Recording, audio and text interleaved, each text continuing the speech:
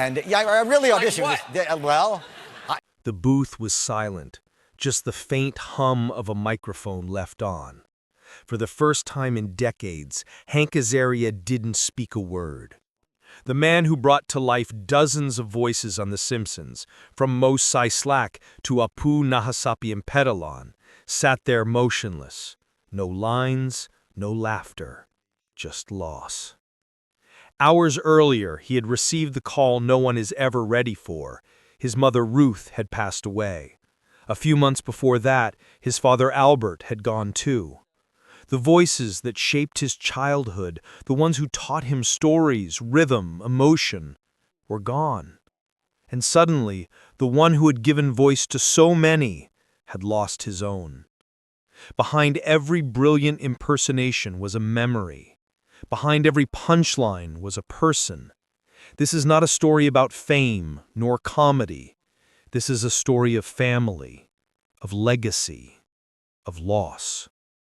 Today we look into the quiet tragedy behind the man whose voice shaped a generation. Henry Albert Azaria was born on April 25, 1964, in the vibrant city of Manhattan, New York, to parents of Sephardic Jewish descent. His childhood was shaped by a unique cultural tapestry. At home, his family spoke Ladino, a Judeo-Spanish language passed down from their ancestors who once lived in Thessaloniki, Greece. In that intimate household, culture wasn't just inherited, it was lived. Hank grew up in Forest Hills, Queens, where his keen ear for sound and mimicry quickly became apparent. He could imitate teachers, relatives, even the characters on television, effortlessly slipping in and out of voices like second skins. It wasn't just funny, it was uncanny. And though it started as a party trick, it hinted at something more. His early years were filled with the influences of two contrasting worlds. His mother Ruth, who once worked as a publicist for Columbia Pictures in Latin America, exposed him to the glamour and structure of media. Meanwhile, his father Albert, a hard-working businessman in the garment industry, grounded him in discipline and resilience. Though neither of his parents were performers, each of them carried stories in their own way. His mother, through her love of cinema, and his father, through quiet wisdom, passed down at the dinner table. Azaria's path to stardom wasn't immediate. After attending Tufts University and training at the American Academy of Dramatic Arts, he faced countless rejections. He appeared in small roles on television and in commercials, often auditioning for gigs that didn't quite showcase his true talent. But he never gave up. He always returned to what felt natural: his voice. Then came The Simpsons. What started as a guest spot evolved into a cultural phenomenon. Azaria brought to life a slew of unforgettable characters: Moe, the gruff bartender; Chief Wiggum, the clueless cop; Apu, the philosophical store clerk, among others. Each voice was distinct. Each had a soul. He wasn't just mimicking, he was channeling. As the years passed, Hank's career expanded beyond animation. He starred in films like The Birdcage, where he played the flamboyant. Henry Albert Azaria was born on April 25, 1964, in the vibrant city of Manhattan, New York, to parents of Sephardic Jewish descent. His childhood was shaped by a unique cultural tapestry. At home, his family spoke Ladino, a Judeo-Spanish language passed down from their ancestors who once lived in Thessaloniki, Greece. In that intimate household, culture wasn't just inherited, it was lived. Hank grew up in Forest Hills, Queens, where his keen ear for sound and mimicry quickly became apparent. He could imitate teachers, relatives, even the characters on television, effortlessly slipping in and out of voices like second skins. It wasn't just funny, it was uncanny. And though it started as a party trick, it hinted at something more. His early years were filled with the influences of two contrasting worlds. His mother Ruth, who once worked as a publicist for Columbia Pictures in Latin America, exposed him to the glamour and structure of media. Meanwhile, his father Albert, a hard-working businessman in the garment industry, grounded him in discipline and resilience. Though neither of his parents were performers, they each carried stories in their own way, his mother through her love of cinema, and his father through quiet wisdom passed down at the dinner table. Azaria's path to stardom wasn't immediate. After attending Tufts University and training at the American Academy of Dramatic Arts, he faced countless rejections. He appeared in small roles on television and in commercials, often auditioning for gigs that didn't quite showcase his true talent. But he never gave up. He always returned to what felt natural, his voice. Then came The Simpsons. What started as a guest spot evolved into a cultural phenomenon.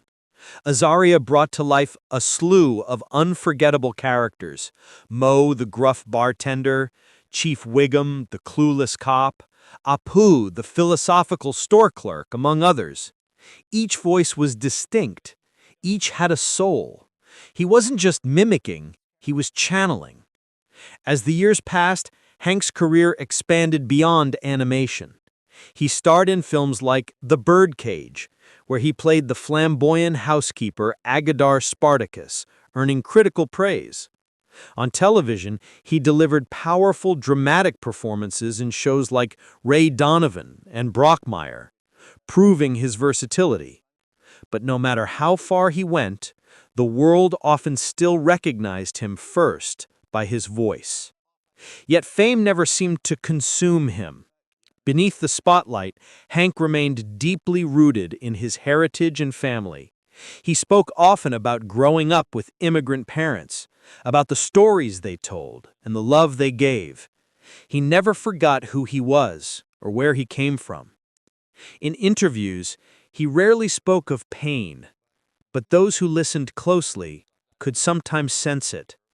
In the pause before a punchline, in the softened tone when he mentioned his mother, or the way he always credited his success to the people who loved me before anyone else did. And while millions knew his characters, very few knew the two voices that truly shaped him: Albert and Ruth Azaria. Their story wasn't in the scripts, but it was in every note of his performances.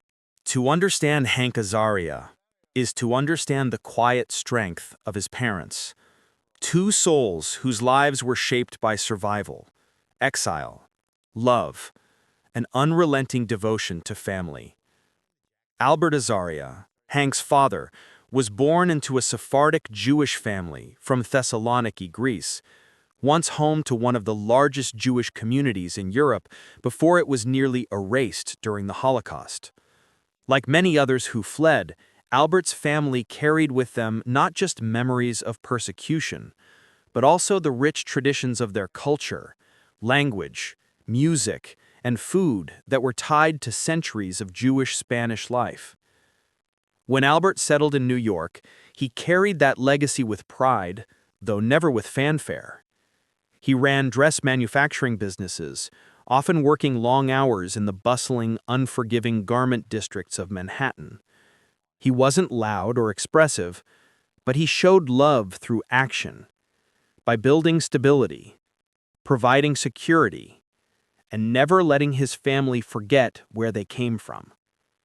He believed in hard work, in staying grounded. He rarely talked about feelings, but his presence was a shield. Hank would later describe him as the type of father who never said much, but everything he did meant something. When Hank brought home report cards or auditioned for school plays, Albert didn't offer long speeches. He simply gave a nod, maybe a soft smile. That was enough. That meant he was proud. Ruth Azaria, by contrast, was expressive and filled with a quiet fire. Before marrying Albert, She worked as a publicist for Columbia Pictures in Latin America, a job that blended glamour with diplomacy.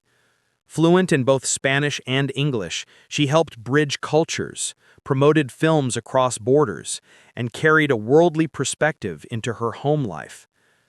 She had a deep love for storytelling, for cinema, for the cadence of voices.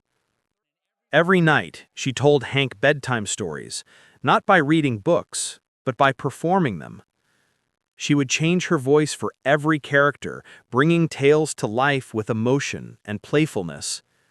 Sometimes she'd make up stories entirely, drawing from her time in South America, or from the old folk tales her parents once told her in Ladino. Hank would listen, eyes wide, ears tuned. He didn't just inherit her gift for storytelling, he was trained by it. There was one story she told often, about a boy who had 100 voices, but no one to listen to them. Until one day, the boy found a room where all his voices could live. Years later, Hank would say that The Simpsons felt like that room. The home was a curious fusion of traditions: Shabbat dinners with Greek Jewish flavors, Latin music playing on a Sunday morning, stories about ancestors escaping war, lessons about identity, kindness, and the value of words, spoken and unspoken. In this richly layered world, Hank's fascination with language, tone, and rhythm grew naturally. His mimicry wasn't rebellion, it was reverence. But the most powerful lessons came not from success stories, but from resilience. When business failed, Albert simply started again. When Ruth fell ill in her later years, she kept her humor intact. She once joked, "If you're going to be remembered, at least let it be for making people laugh." Hank would carry those words into every character he voiced. Still, in the core of those memories lies a bittersweet truth. The world celebrated Hanka Azaria's talent, but it was his parents who first recognized it, and now they were gone. As his fame rose, their health declined. And as he voiced the world's most iconic animated characters, the real voices that shaped his life were fading. First softly, then completely. It began quietly, as these things often do. Albert Azaria, always a reserved and composed man, had started forgetting things. Not major details at first, just misplaced keys, an appointment missed, a name that wouldn't come. Ruth brushed it off as aging. Hank, busy with work in Los Angeles, called more often, but never suspected that behind his father's usual short answers was something more serious. Then came the fall. One morning, Albert collapsed in the hallway of their New York apartment. The doctors diagnosed him with advanced Parkinson's disease, an illness that would not take him quickly, but would steadily strip away his independence, his memory, and eventually his voice. For a man who had spent his life in quiet command, the slow deterioration was brutal. Hank flew back and forth from LA, each visit more difficult than the last. He watched his father, once upright and efficient, struggle to form sentences, to stand, to eat. The nods that once conveyed silent pride turned into blank stares. The man who had taught him strength, who had built his world, was fading, piece by piece. In the winter of 2021, Albert Azaria passed away in his sleep, in the same apartment he had lived in for more than 40 years. There was no headline, no public tribute, just a phone call, a deep silence, and the sudden weight of knowing that one of the two voices who had shaped him had now gone silent forever. But fate wasn't finished. Only 7 months later, Ruth Azaria, his mother, his storyteller, was rushed to the hospital with complications from pneumonia. She had never fully recovered from Albert's death. Her once vibrant energy dimmed rapidly, as if a part of her had already left. Hank arrived just in time to see her. She was awake, but frail. Her eyes, still bright, met his. He said her name. She smiled, and then, without much struggle, she was gone. No last words, no dramatic farewell, just silence. In a later interview, Hank recalled that moment with a trembling voice. He said, "It was like the world turned off its sound. For someone like me who spent his life creating voices, it was unbearable." What pained him most wasn't just losing them. It was the realization that he had no recordings of their voices, no saved voicemails, no long interviews, no archive. He had spent decades recording the sounds of fictional characters for millions of strangers, but the most meaningful voices in his life had slipped away without leaving an echo. In the stillness of the studio afterward, he sat in front of the mic, turned it on, and said nothing. It rained the day Albert Azaria was laid to rest. Not a thunderous storm, but a slow, persistent drizzle that seemed to mirror the quiet grief Hank carried. The funeral was held in a modest Sephardic Jewish cemetery just outside Queens, a place where few knew who the man in the pine casket was, beyond his role as a husband, a father, a man who had worked hard and spoken little. There were no camera crews, no press, no headlines. Just a handful of close family, a few old friends from the garment industry, and a rabbi who had known Albert for decades. The prayers were recited in Ladino, a language now nearly extinct, but still echoing between the raindrops, as if the past itself had come to grieve. Hank stood under a black umbrella, not saying a word. His sister held his hand. He kept his eyes on the ground as the coffin was lowered, and when the moment came for the mourner's Kaddish, he recited it with a cracked voice, halting, reverent. At the end, he didn't speak a eulogy. Instead, he reached into his coat and pulled out something small, a folded paper napkin with a child's scribble on it. It was a drawing he'd made when he was 6. A cartoon of a man at a sewing machine with the words, "My dad makes everything." He placed it on the casket before it disappeared into the earth. Less than a year later, he returned to that same cemetery, this time for his mother. Ruth's funeral was even quieter. Only close family attended. She had requested no fanfare, no obituaries, no announcement, just music. So they honored her with songs she used to hum around the apartment, old Spanish ballads, soft Sephardic lullabies, and one tune from a 1950s Columbia Pictures film she had once promoted. A family friend brought a small speaker and played the melodies softly over the open grave. Hank stood at the edge, a single white rose in hand. When it was his turn to speak, he didn't prepare a statement. He didn't need to. He looked at his mother's casket and said, "You told me stories before I even knew what language was. Every voice I've ever created came from how you told me bedtime tales. Thank you for my voice. I hope I used it well." He placed a tiny microphone charm on the casket, something his mother had once given him when he booked his first voice acting job. "For luck," she had said.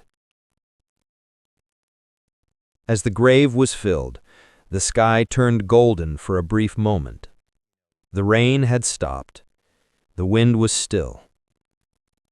In that silence, Hank felt what he would later describe as a final recording session, their last scene. He stayed until everyone else left. Just him 2 gravestones, and the voices in his memory. In the months following his mother's funeral, Hanka Azaria disappeared from the spotlight. No public appearances, no late-night interviews. He stepped away from the Simpsons recording sessions for the first time in over 3 decades. Those who knew him respected the silence, though many didn't know why. But inside the walls of his Los Angeles home, grief sat heavy, an invisible presence in every room.